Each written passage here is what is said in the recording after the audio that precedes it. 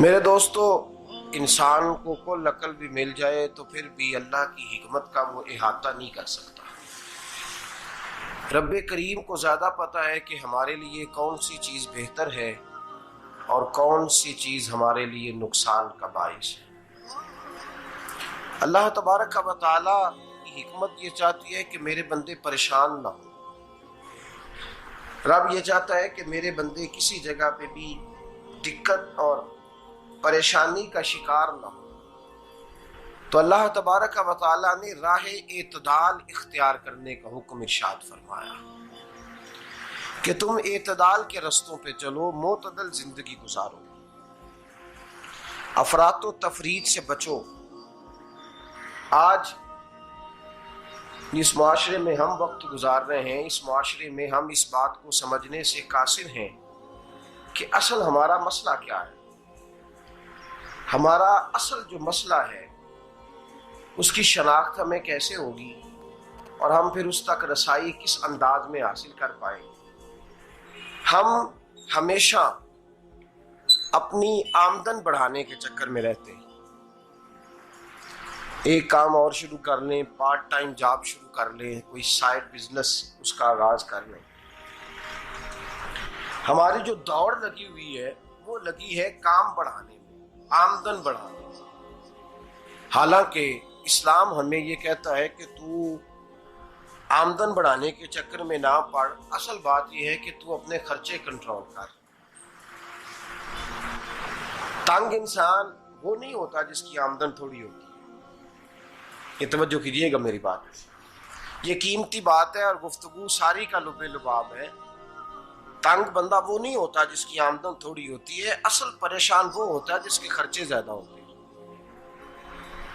اور ہمارا جو روزمرہ کا نقصان ہو رہا ہے نا، وہ آمدن کے معاملات میں نہیں ہو رہا۔ بنیادی نقص جو واقعہ ہو رہا ہے وہ یہ ہے کہ ہمارے اخراجات زیادہ ہیں اور وہ اخراجات کسی اور نے نہیں بڑھائے، وہ خرچے ہم نے خود بڑھا لیے ہیں اور اب ہمیں اس کا نقصان بھگتنا پڑ رہا ہے۔ اور اگر آپ صحیح معنوں میں ٹٹولیں تو جو بہت امیر لوگ ہیں وہ تو ان خرچوں سے بچ گئے۔ میں نے بہت سارے ایسے ختمات میں شرکت کی ہے، میں بہت ساری ایسی جگہوں پہ گیا ہوں کہ جہاں لوگوں نے بڑا مختصر سا ختم دلایا ہے تو ہو گیا ہے ختم۔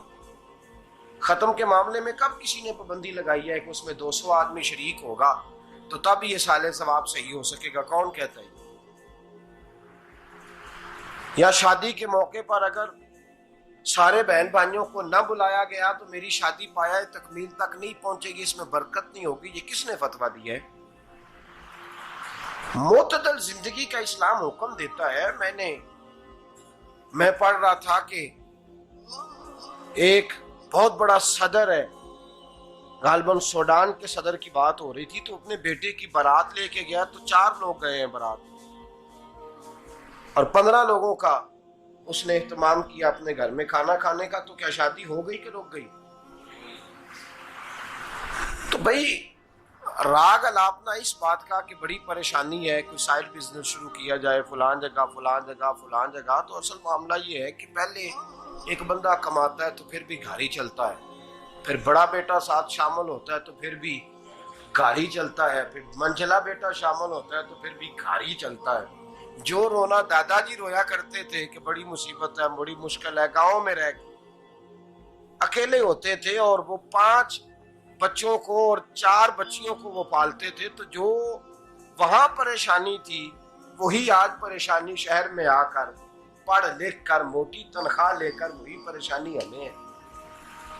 تو میں جس نتیجے پہ پہنچا ہوں اس کو پڑھ کے، قرآن مجید کی چند آیات کو دیکھ کر اور اس مفہوم کی جو حدیثیں کتب احادیث میں پائی جاتی ہیں اور ہمارے بزرگوں نے ہمیں جو مزاج اس حوالے سے دیا ہے، میں اس نتیجے پہ پہنچا ہوں کہ مسئلہ آمدن کا نہیں، مسئلہ خرچے کا ہے۔ ہمارے خرچے بنیادی طور پر زیادہ، اور اگر پھر ہم زیادہ بوجھ خواتین پہ ڈالتے ہیں کہ وہ مطالبے زیادہ کرتی ہیں، اور اگر آپ مجھ سے پوچھیں تو خواتین کی بھی اگر کسی جگہ کوئی عادت خراب ہوتی ہے تو اس میں اصل کردار اس کا ہوتا ہے جو وہ عادت خراب تو کیوں اپنے گلے سے اتار کے آپ کسی کے گلے میں بات ڈالنے کے چکر میں ہیں؟ وہ خواتین کی طبیعت نہیں ایسی ہے. اصل بات یہ ہے کہ ہم نے عادت ڈالی ہے، ہم نے یہ مزاج ان کو دیا ہے تو ان کا بنا ہے، نہ کیسے بن سکتا.